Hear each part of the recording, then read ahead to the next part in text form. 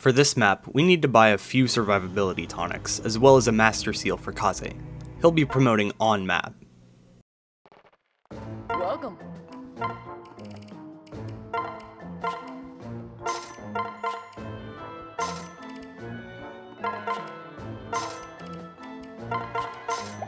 Thanks.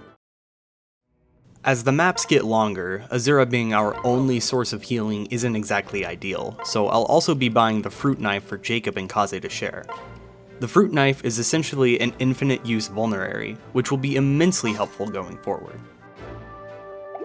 We're also going to forge a bronze sword for Odin and fire for Camilla. I'm trying to minimize the amount of forging that I need to do for the time being anyways, but the extra damage help is really appreciated here. Notably, Camilla can one-round the wyverns on this map with her base magic using the Thunder Tome that she comes with, but since we don't have that Thunder Tome, a forged fire will do. Please.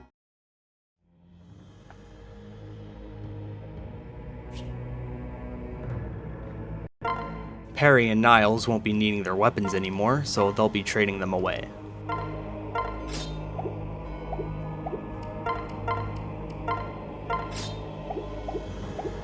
Our tonics are for KAZE and Baruka. Baruka might seem like an odd choice to need survivability tonics, but her HP stat is very bad, to the point where her good defense can't really save her at this point in the game, especially when there are wyverns paired up with knights.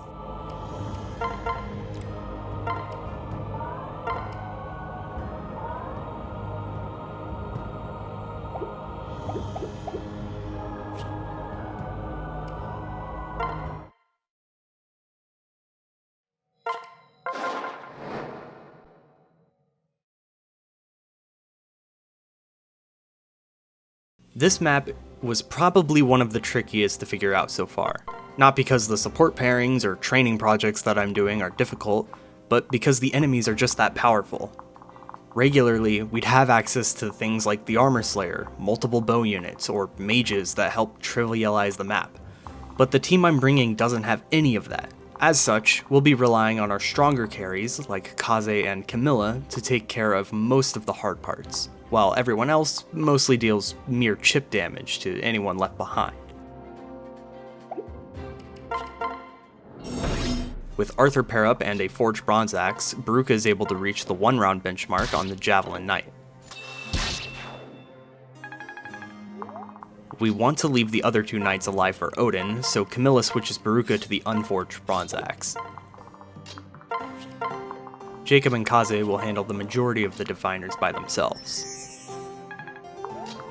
As to not potentially mess with enemy movements, the remaining 3 units are going to do nothing, not even move. It's a common misconception that the paired up wyverns at the start have a random movement AI, but that's not actually true.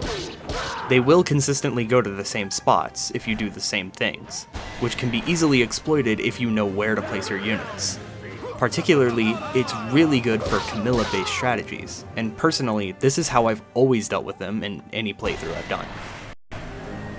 No hesitation.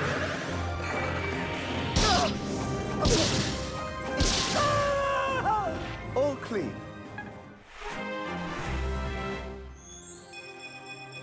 This will do.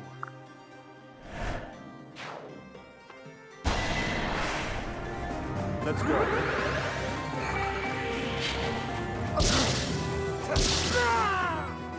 Yet another victory.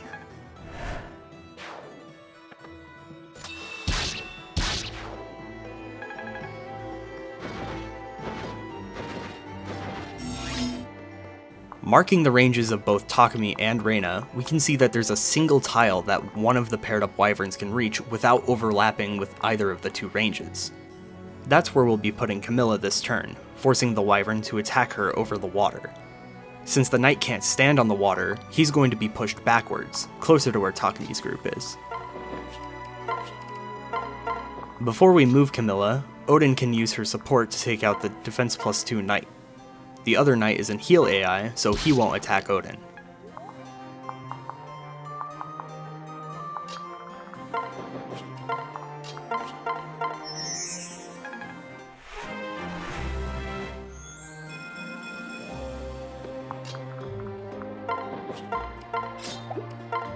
We want to have Jacob heal with the fruit knife before going in range of Orochi's group, as well as reapply inspiring song buffs.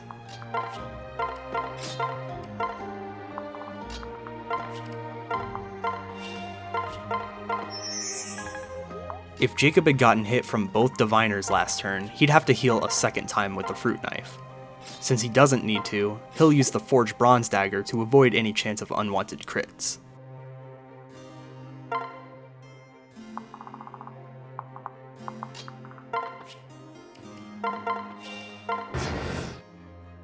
I forgot to hold down the button for animations, but Jacob's hit rates here are roughly in the mid-80s. For double weapon triangle disadvantage and no tome breaker, that's actually pretty nice. Don't stand beside you. I'm glad you're safe.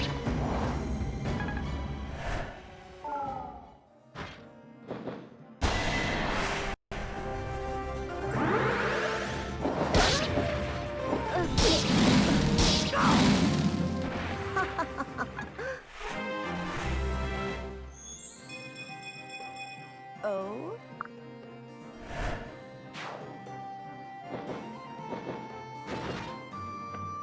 Oh, what a... KAZE takes out the weakened Cavalier. It is important that he uses the unforged Bronze Dagger, since that causes him to not be strong enough to kill the Ox Spirit Diviner.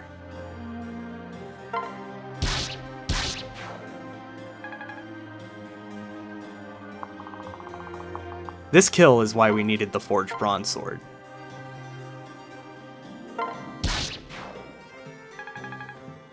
We can have Camilla take out 2 of the 3 wyverns on this turn. We need to make sure that she attacks the top left one first, as that's the only one that she can kill from a spot that Azura reaches. Because the wyvern below this one is blocking the nearest ground tile, this knight gets pushed up instead of down, which annoyingly activates natural cover. We'll have to deal with him before progressing further.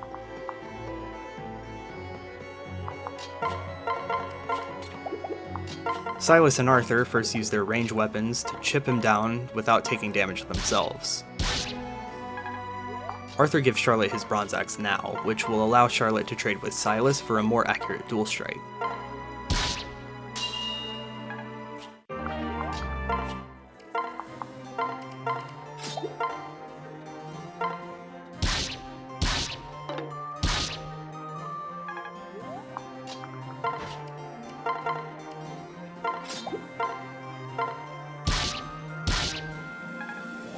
Finally, Baruka takes the hand axe for later and then kills the knight. This puts her in range of the wyvern, which would see lethal on her if she got hit by everything earlier and didn't have any tonics. Be ready! Instead, the wyvern will target Azura, who can only be attacked from the tile below her since she's being guarded on her other sides.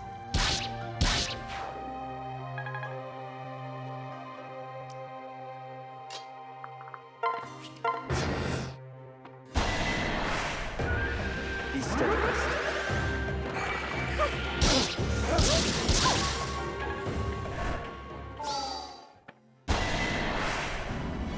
Is there a plan? Oh, may I assist? Oh, you rang. Fare thee well.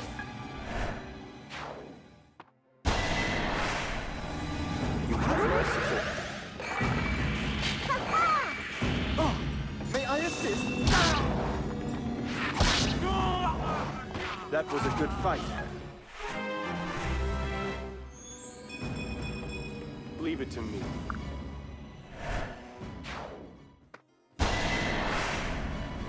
You may rely on me. Oh, you right. Focus. Oh, get back.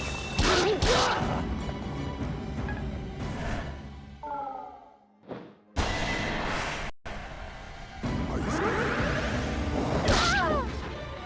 Here I come.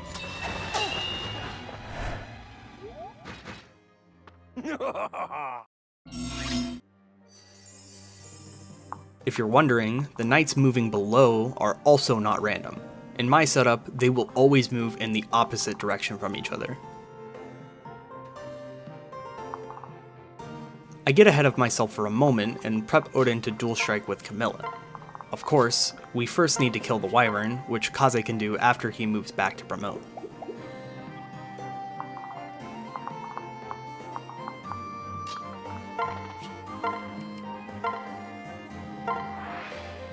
Usually I don't actually recommend Mechanist, but in this run I'm so strapped for good bow units that he needs to be on flyer killing duty for the time being.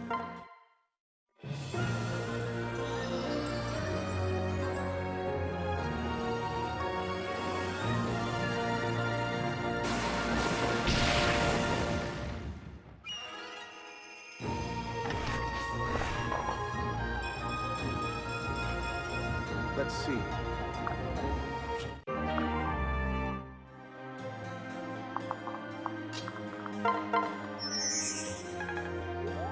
Baruka's still in KAZE's way, so she'll move out to kill Orochi using the hand axe.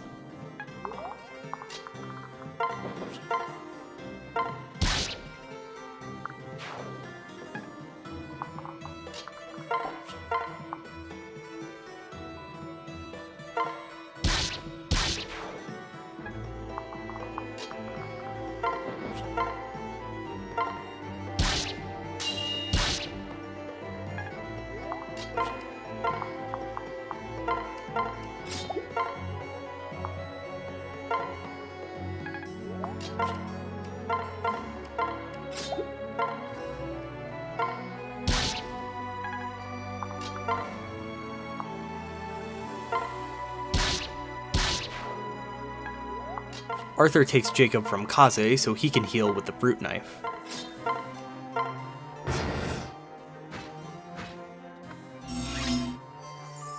We'll spend this turn just moving our units towards Raina's group. In the meantime, we can take out this lone knight from earlier.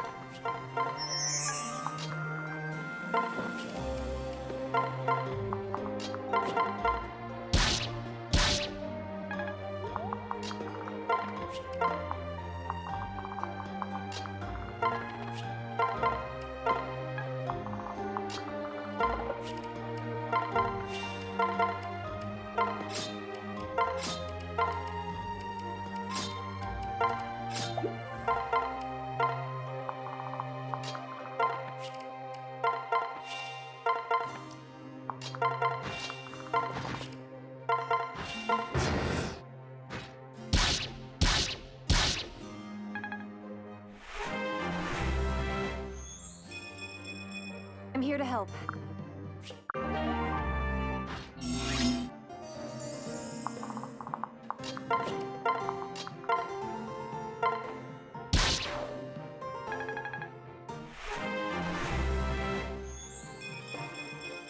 Too much power! Baruka's in a spot that KAZE can reach, which allows him to pair up with her and move into Raina's group now. After getting Inspiring Song, he steps into the forest tile to bring all of the Cavaliers closer, which not only weakens them, but makes sure that they all move to consistent tiles. Like Jacob before, it's possible that he could need to heal a second time with the fruit knife, but he luckily gets to use the bronze dagger in this timeline.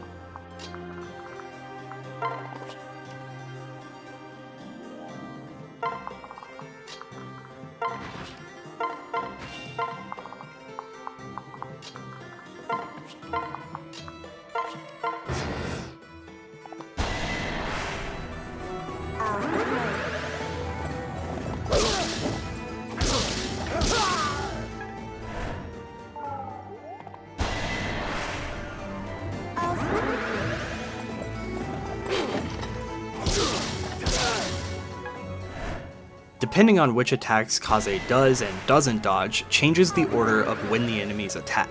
So if KAZE got hit by the first two attacks, Raina would move before the other Cavaliers. No matter what though, KAZE will always have perfect guard gauge timing for any attack that would be lethal, making this completely safe.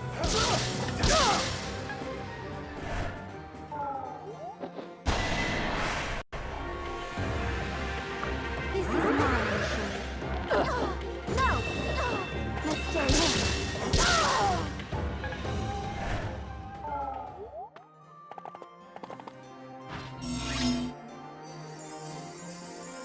Since the enemies are so weak, taking them out now is no problem.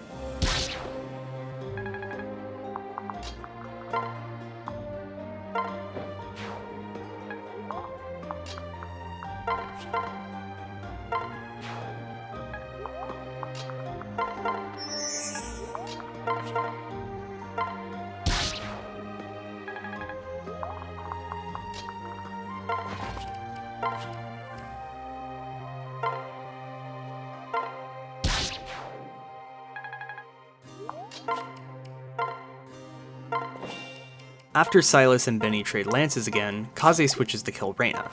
It's beneficial to kill her without moving, since we can't guarantee which tile she'll attack KAZE from.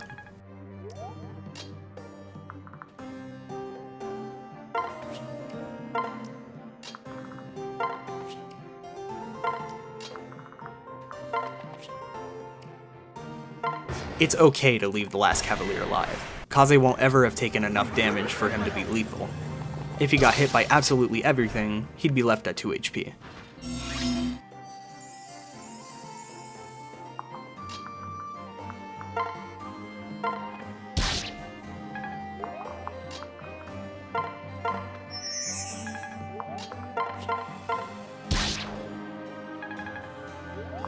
Camilla will bait out Raina's group. With the Fire Tome, she hardly has to worry about Death Blow. If I really wanted to up the reliability, I could have had Azura sing to her instead of Corrin, but the Corrin experience I found to be more valuable.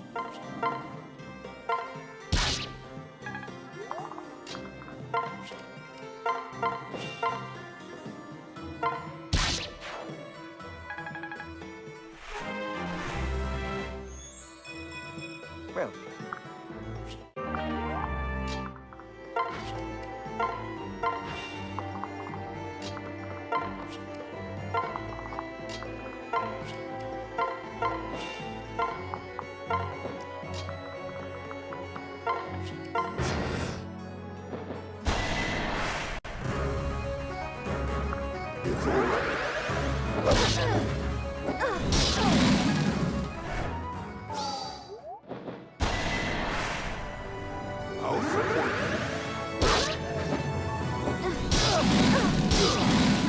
We can guarantee that the Diviner attacks from the house tile, since that provides a terrain bonus. This causes any combination of movements to be consistent enough to allow a really simple player phase on our entire group.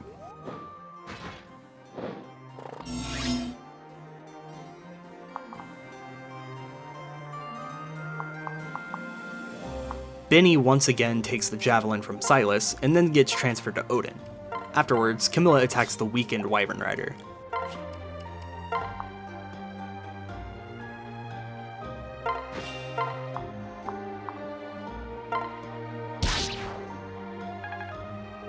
KAZE debuffs Raina with the Bronze Dagger. She has Bowbreaker, so he can't outright kill her. Benny can now kill Scarlet himself. It may seem useless to feed Benny experience, but he's actually going to be deployed for quite a few maps going forward. Having a unit with monster defense like his makes him valuable, and not to mention his amazing personal skill that gives hit boosts. Unfortunately, the same can't be said for Charlotte. Corrin gets transferred to Arthur, allowing her to one-shot the Diviner thanks to Rose's Thorns.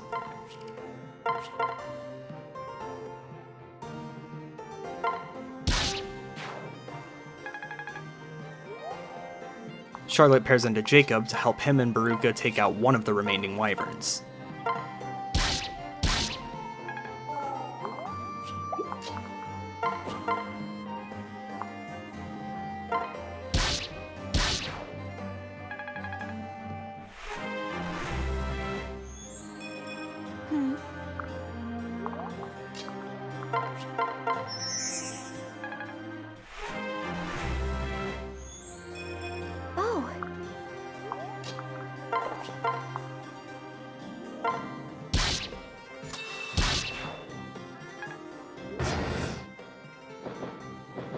The groups of reinforcements are luckily so spread apart that we can easily deal with them on separate turns. We're closer to the Wyverns, so we'll take those out first.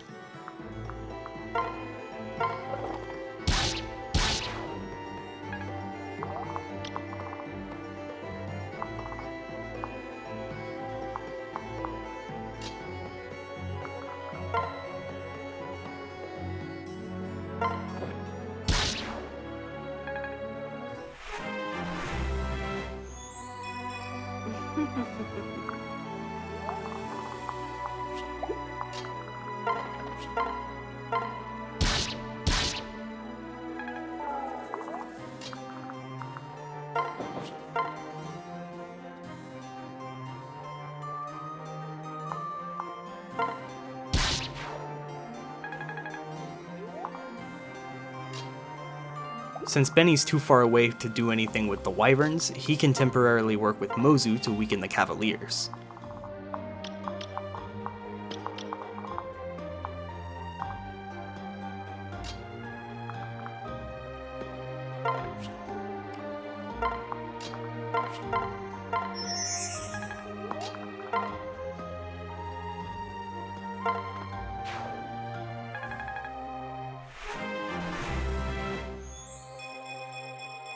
I'm here to help.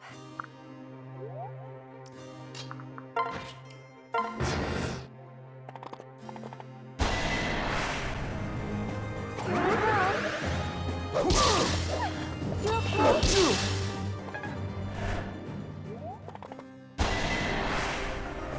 This could be tough. Scary. So close.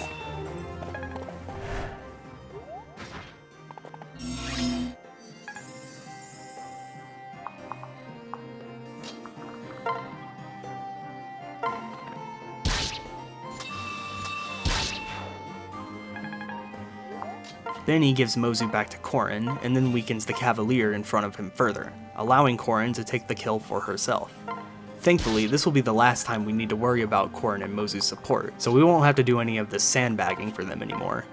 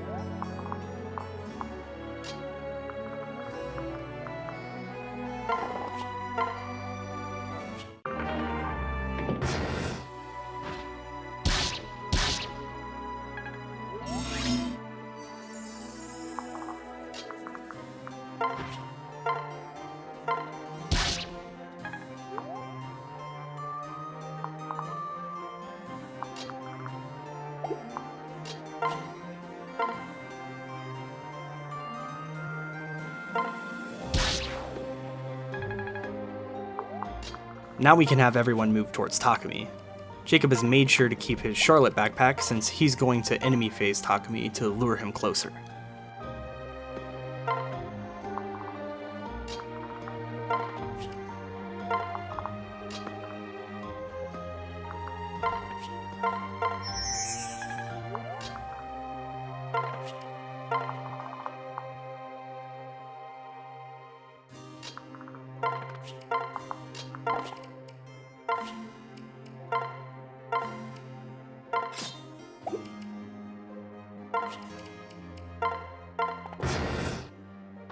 Jacob doesn't need to hit here, but of course, it's always appreciated. Oh, pain in the butt. Oh no, are you hurt?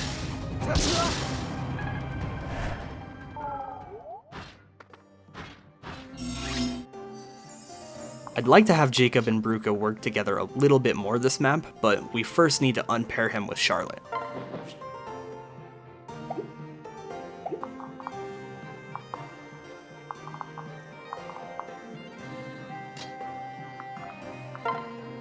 Since Jacob did hit Takumi, we can outright feed the Takumi kill to Odin. With Weapon Triangle advantage and Heartseeker, he doesn't face any hit issues against him. Defeated by you? Ugh.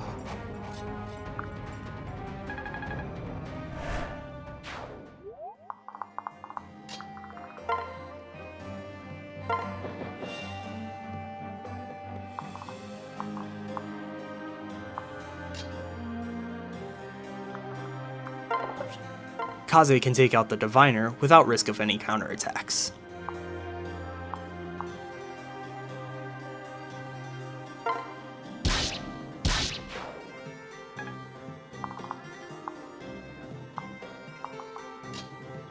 Since we're able, I can use the remainder of my units to end the map on this turn. Camilla with the forged bronze axe is strong enough to just kill one of the knights on her own.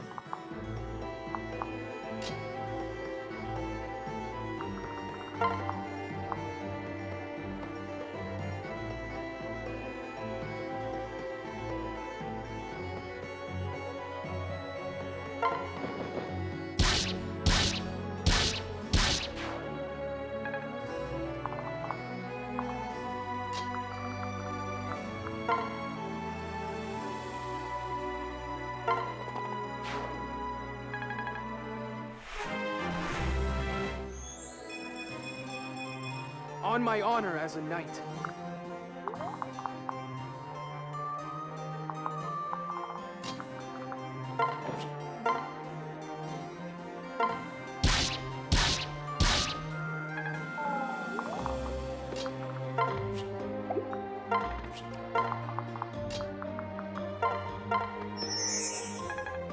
Corrin can't kill the knight while paired up with Mozu, but she's gotten enough support points with her already, so it doesn't matter. She swaps her out for Baruka and ends the map.